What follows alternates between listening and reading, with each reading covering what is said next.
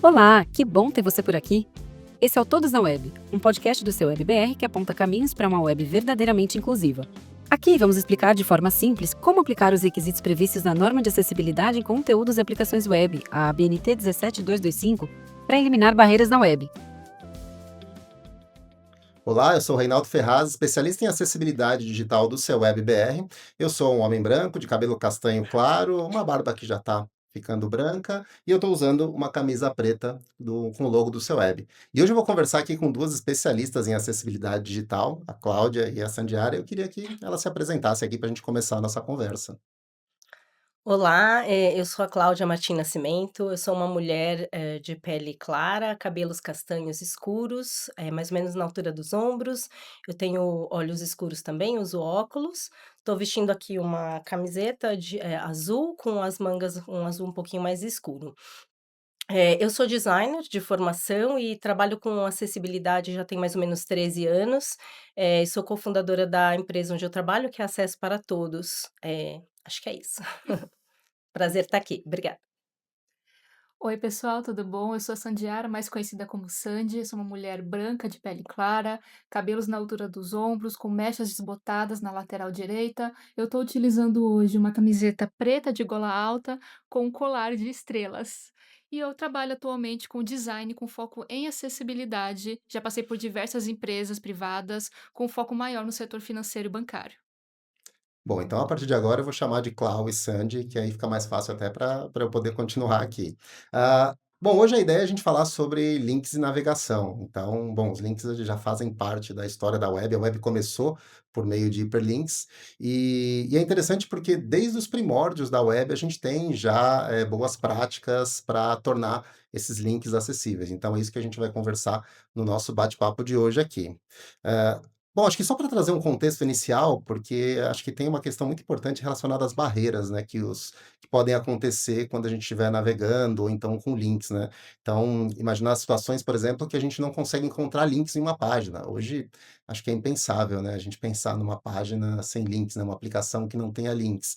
Ou então, a gente ter, por exemplo, links de conteúdo que estão lá, mas a gente não consegue encontrar. Então, a gente está colocando um cenário aqui hipotético, mas isso realmente acontece, e acontece muito, principalmente com pessoas com deficiência, que podem não encontrar links na página, principalmente quando eles não usam a semântica correta, se você tem links redundantes ou links que são pouco informativos. Tem uma série de boas práticas que a gente vai conversar nesse episódio de hoje aqui. E aí, para a gente começar, eu já queria conversar aqui com a Cláudia, né? A Cláudia ela participou ativamente aí da construção da norma, né?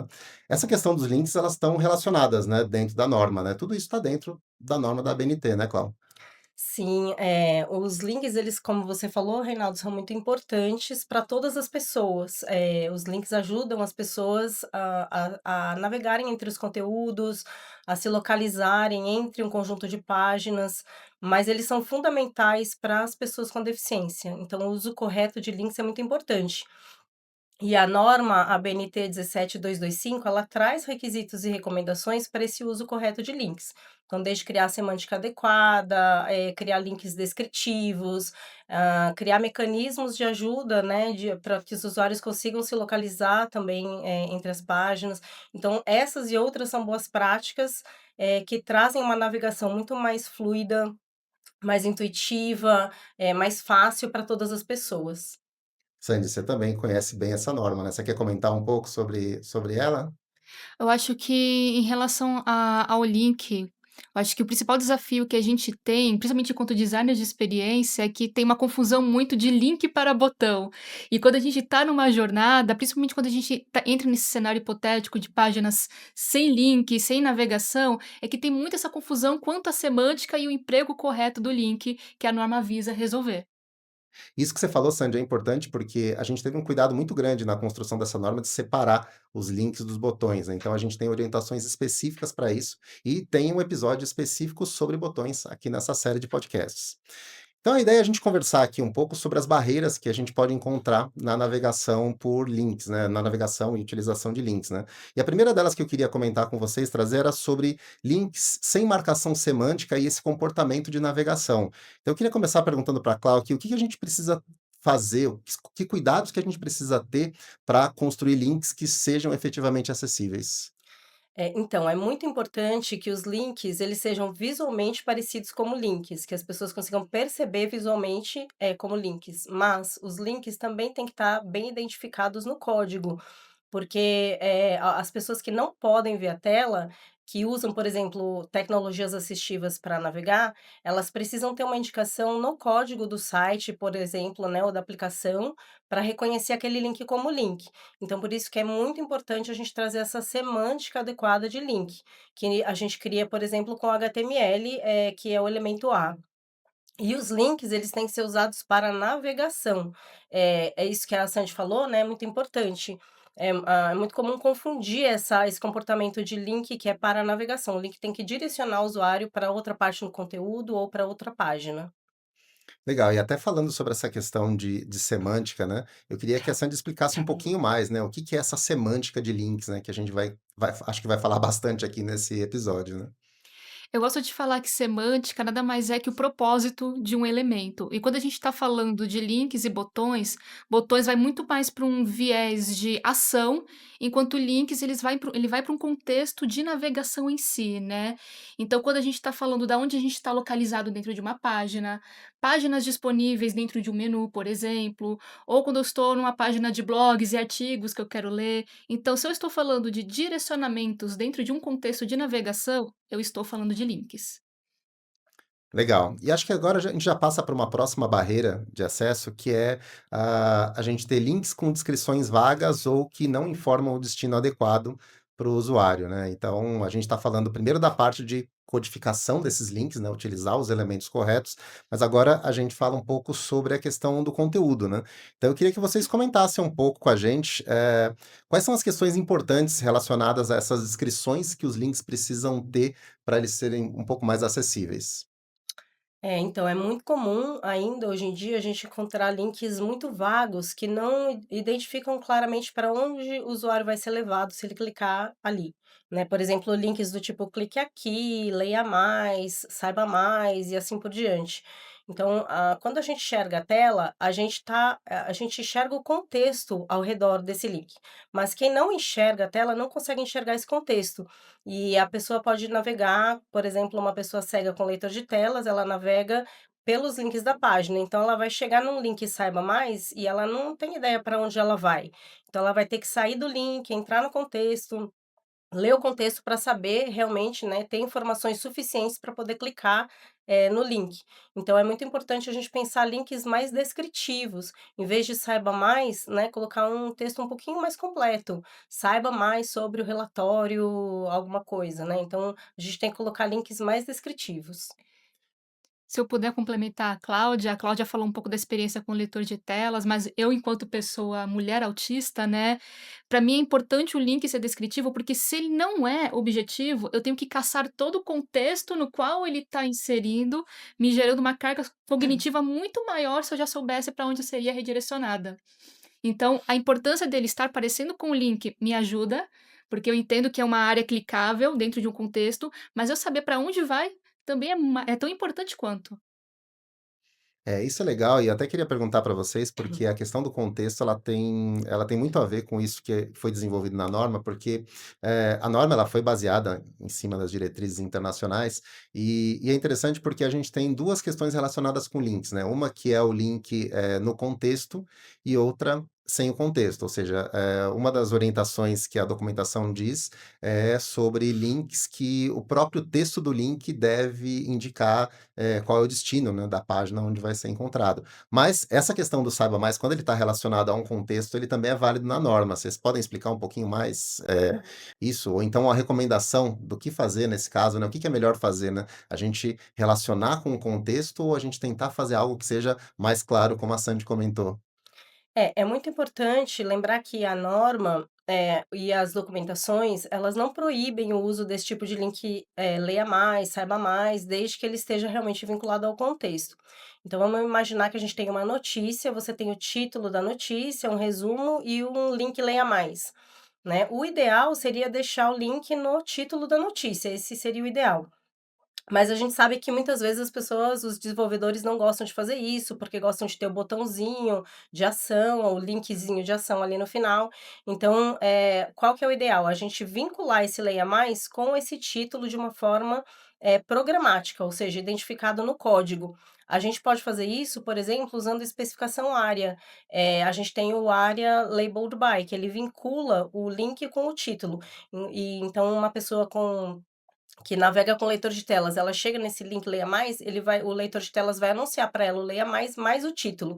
Então dá o contexto completo para que o usuário saiba o que que é aquele link e para onde que ele vai ser levado. Vale também entender o contexto, agora falando muito no sentido da regra de negócio, porque eu penso muito que se é um link no qual vai para uma jornada um pouco mais sensível, né, é um documento importante que o usuário precisa interagir, talvez valha avaliar se não seria uma boa prática colocar já no próprio link o redirecionamento completo, né, como termo de responsabilidade, política de privacidade, porque isso tranquiliza o usuário de uma certa forma. Legal. E a Cláudia comentou um negócio interessante, né, de links de ação, né, porque a gente está falando de links descritivos, né, para saber para onde o link vai mandar, mas tem uma questão relacionada com a ação, uma ação de um link, né, de abrir uma nova janela, abrir uma nova aba, e isso está relacionado com uma outra barreira que é os links eles não terem informação suficiente para a gente iniciar uma ação. E aí eu queria que vocês comentassem um pouquinho sobre isso, né? O que que seria o que que seria interessante a gente ter em links, por exemplo, que executam uma ação que talvez o usuário não esteja esperando, né? Esse de abrir uma nova aba ou executar alguma outra ação que o usuário não espera. Sempre é muito importante que o usuário tenha informação suficiente para saber o que vai acontecer quando ele clica num link. Então, se um link abre para uma nova guia, uma nova janela, a gente tem que avisar isso para as pessoas. A gente pode avisar isso em formato de texto antes da pessoa clicar no link. Ela tem que saber que ela vai abrir uma nova janela, porque se ela abre uma nova janela e ela não sabe, ela pode se perder nessa navegação. Ela fica desorientada, ela não consegue voltar pelo botão de voltar do navegador, então é muito importante a gente avisar. Se um link abre, por exemplo, um arquivo para baixar, né, também é muito importante que a gente dê informações sobre esse link. A gente tem que informar o tipo de arquivo, qual que é o formato desse arquivo, o tamanho do arquivo, assim as pessoas têm a informação e elas podem decidir melhor se elas querem clicar ali naquele momento ou não. Se uma pessoa estiver navegando com o celular na rua, ela pode não ter internet suficiente se o tamanho do arquivo for muito grande. Então, por isso que é muito importante a gente sempre dar informações para todos os usuários conseguirem identificar o que que é o link, para onde que o link vai levar, o que que vai abrir, né? Enfim, se vai puxar um arquivo. Sanji. Eu acho que é importante, dado todo esse contexto que a Cláudia trouxe, aproveitar também a combinação de recursos. Talvez recursos iconográficos para sinalizar que vai para um ambiente externo ou que vai fazer o download, junto com os recursos textuais, são tão importantes quanto. Mas aí uma dúvida em cima sobre esse tópico, porque a gente tem atributos também que ajudam a tornar, a Uhum. colocar informação adicional. Por exemplo, o atributo title, mas ele não é visível para para todo mundo, né? Você tem que passar o mouse, você tem que ter uma ação específica. Então, nesse caso, o ideal é a gente informar o usuário que esteja visível para todo mundo, né? Sim, o ideal é que a informação esteja visível para todo mundo. E o title, a gente tem que tomar alguns cuidados com ele também, porque muitas pessoas e tecnologias incluem o title de forma automática. O title ele foi criado para trazer informações complementares ao link. Mas algumas tecnologias, elas inserem o mesmo texto do link no title. Aí o que acontece? O texto fica redundante, porque uma pessoa que navega com leitor de telas vai ler o link, e aí ele lê duplicado, ele vai ler o texto do link mais o texto que está no title, que está repetindo o texto do link. Então a gente tem que tomar muito cuidado para não criar esses links redundantes, porque a navegação fica muito cansativa. Concordo. E aí uma outra questão que a norma traz é sobre links adjacentes na mesma página. Você pode comentar um pouquinho o que que é isso, Clau? Os links adjacentes são aqueles que são criados ao lado um do outro, mas são links separados e que levam para o mesmo local, né. Isso é muito comum da gente ver em notícias. Quando a gente tem vitrines de notícias, a gente tem o título da notícia, aí a gente tem a foto da notícia, um resumo da notícia e ainda um link leia mais. E a tecnologia, às vezes, os desenvolvedores colocam tudo isso como links separados. Então, se você navegar, por exemplo, com o Tab no teclado, você vai navegando um a um. O título, aí ele lê o título, depois ele vai ler a foto, depois ele lê o resumo, depois ele lê o link Lê Mais. Só que quando você clica, ele vai para o mesmo lugar. E isso pode trazer muita confusão na navegação, principalmente para quem não está enxergando a tela, porque ele vai ter um monte de links aí que levam todos para o mesmo lugar. E a navegação fica muito mais longa também. O ideal, na verdade, é a gente não ter esse tipo de links adjacentes. Se tiver, ou a gente junta numa coisa só, ou a gente faz como a gente falou, coloca o link no título da notícia e vincula o link Leia Mais com o título da notícia através de atributos área. Senão a experiência fica muito mais repetitiva, para não dizer cansativa, né? Exatamente. E agora outra questão interessante, outra barreira importante é sobre na verdade não seria bem uma barreira, né, mas, uma questão que a norma aborda é sobre links para você poder contornar conteúdos em páginas web. Então eu queria que a Sandy comentasse um pouquinho qual que é a importância desses links para a gente poder saltar para áreas específicas dentro de uma página.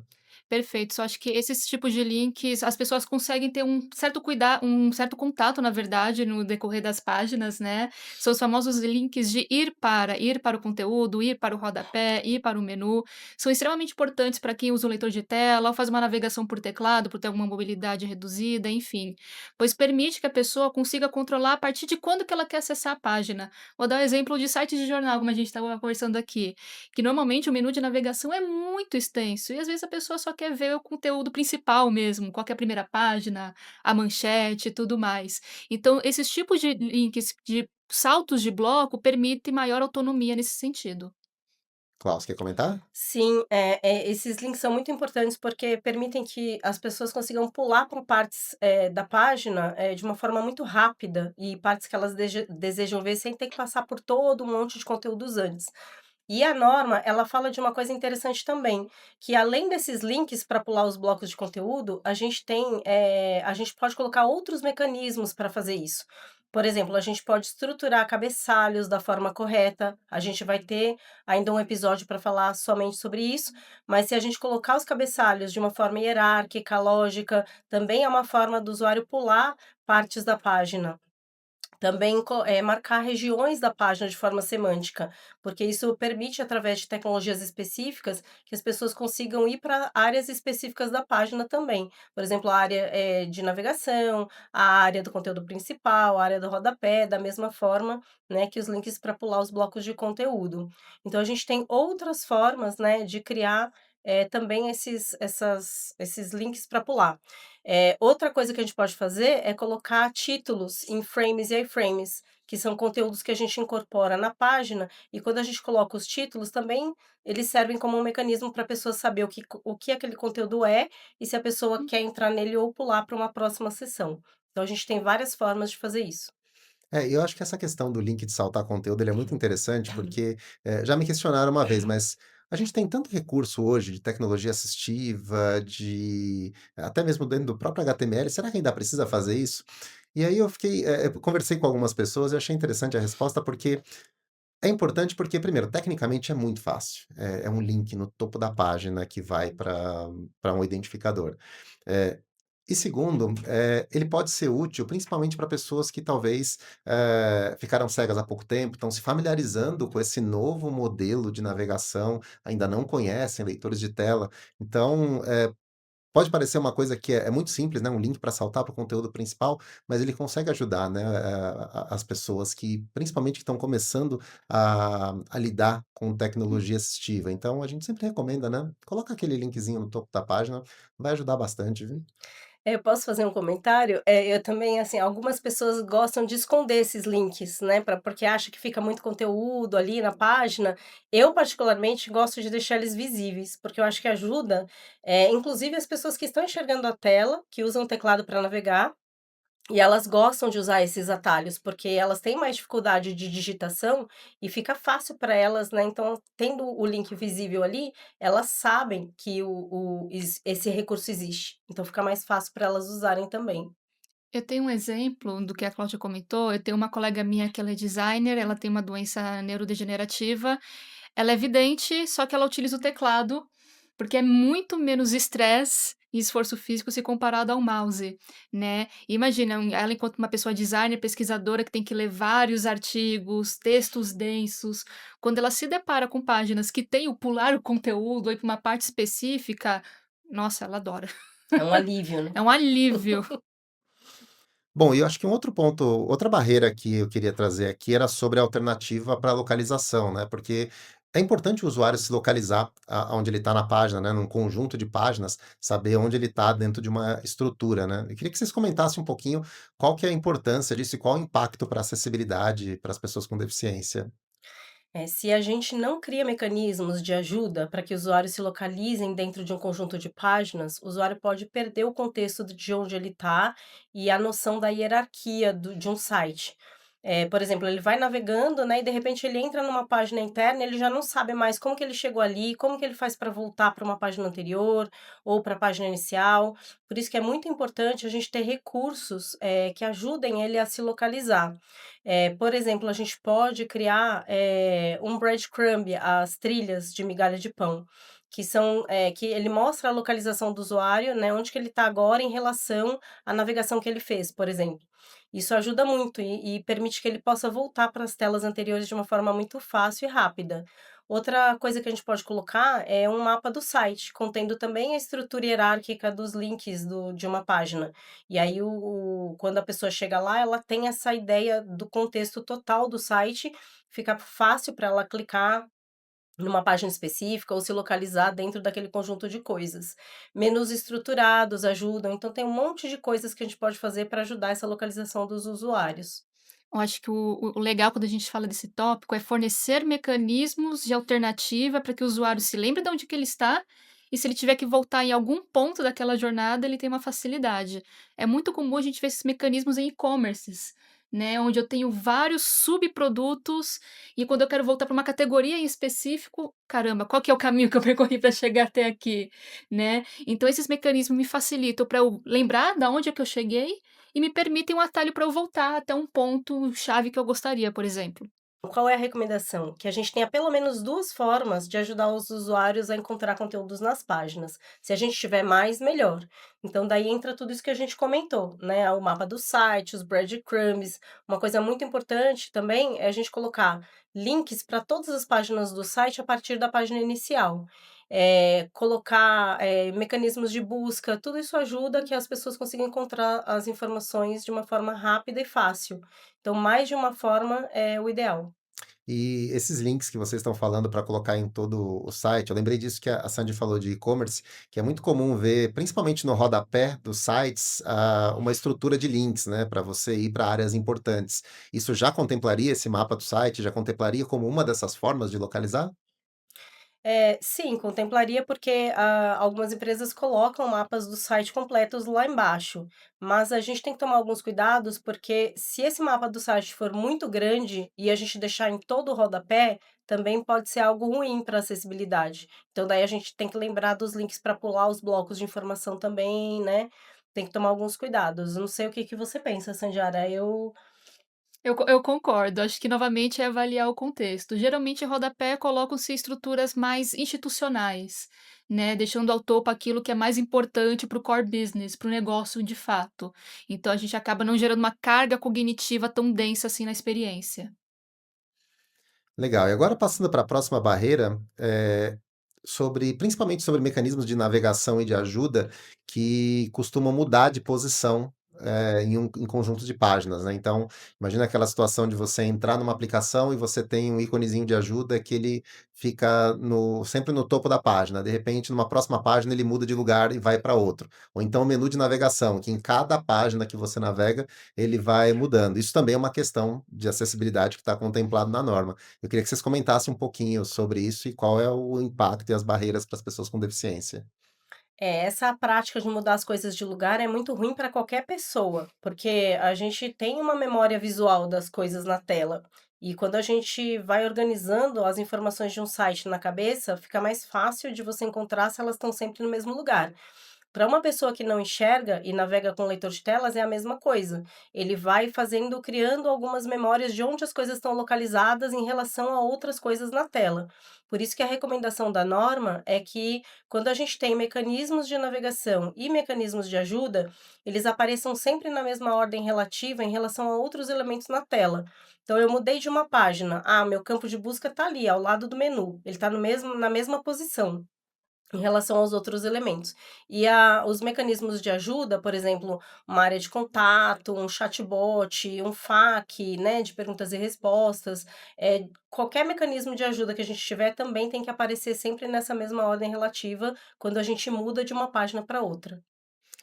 Esse caos na interface de cada página surgir em um lugar diferente, isso pode gerar uma frustração imensa para o usuário, principalmente se ele está num fluxo sensível. Imagina se aconteceu alguma coisa com ele e mudou o ícone de ajuda, mudou o ícone do chatbot. Talvez é a gota d'água que ele precisava para simplesmente desistir do produto, do site. E essa questão que vocês comentaram não é só visual, né, não é só, por exemplo, tá no topo esquerdo, mudou para o topo direito, isso tem também que estar contemplado no código, né? Sim, a gente tem que ter uma ordem, de estruturação de código que seja similar à ordem lógica do que a gente vê na tela. Porque se você vê algo na tela, mas, no código está diferente, para uma pessoa que não enxerga a tela e precisa de uma tecnologia assistiva para navegar, essa leitura do conteúdo pode ficar muito confusa. Então, hoje é muito comum da gente fazer isso com estilos CSS, de posicionar coisas na tela. Eu coloquei esse aqui à esquerda e aquele ali à direita, mas no código está invertido. Mas se isso faz diferença na ordem de leitura da informação, para uma pessoa que está vendo invertido, a leitura pode ficar bem confusa e ele não pode compreender a informação de uma forma incorreta. Bom, então a gente já está caminhando aqui para o final, né, do nosso episódio. Eu queria, acho que talvez só fazer uma recapitulação técnica aqui, apesar que foi tanta coisa que a gente foi falando aqui. A gente falou sobre cuidados que a gente tem com a codificação do link, com o texto que vai no link, com informações complementares, né, com links redundantes. Então, uma série de questões que são importantes, né, para as pessoas com deficiência, para que elas não encontrem barreiras ao navegar, né? Pensando que a navegação acho que é um dos pontos mais importantes da web, né? A web trouxe essa possibilidade de interatividade, né? De interagir. Então, acho que talvez eu queria já partir para uma mensagem final, né? Acho que talvez a mensagem que eu queria deixar aqui final era sobre a gente focar em usar essas boas práticas para a criação de links, para garantir que as pessoas com deficiência elas consigam ter acesso pleno na navegação. E aí eu queria agora uma mensagem de despedida aí, acho que vocês fazerem um comentário sobre o que a gente conversou hoje, algum recado, alguma dica que vocês querem dar aqui para a nossa audiência. Queria deixar aqui como uma dica final a ideia de que, quando a gente cria uma página web, uma aplicação, a gente tem que pensar que a forma de construir isso visualmente é muito importante, mas a gente tem que lembrar que no código as coisas têm que estar organizadas, têm que estar intuitivas, claras, com informações suficientes para que todo mundo possa compreender as nossas informações. Acho que o recado final que eu tenho para dar, principalmente relacionado a links, é que toda experiência ela tem que fazer sentido para quem vê, para quem ouve e para quem sente. E links são um excelente recurso para que a gente possa agilizar a encontrabilidade de algumas informações, a navegação do usuário. Então, utilize com cuidado, parcimônia, que com certeza sua experiência será impecável. Bom, então chegamos ao fim desse episódio do Todos na Web. Então, espero vocês no próximo episódio. Até a próxima. Este é o podcast do seu WebBR, o Centro de Estudos sobre Tecnologias Web do NICBR, que trabalha por uma web aberta, universal e acessível a todos. A produção deste podcast não seria possível sem o apoio da Embaixada do Reino Unido, da Secretaria de Governo Digital do Ministério da Gestão e da Inovação em Serviços Públicos e com a parceria do W3C Chapter São Paulo, Movimento Web para Todos e Acesso para Todos. Para não perder nenhum episódio, inscreva-se na sua plataforma de áudio e vídeo preferida e lembre-se de ativar as notificações. Acompanhe também os nossos perfis nas redes sociais. Somos @NICBR no Instagram, LinkedIn, Facebook e Telegram. No X, você nos encontra como @comunicbr e no YouTube é só procurar por NICBR Vídeos. Seu WebBR, por uma web de todos e para todos.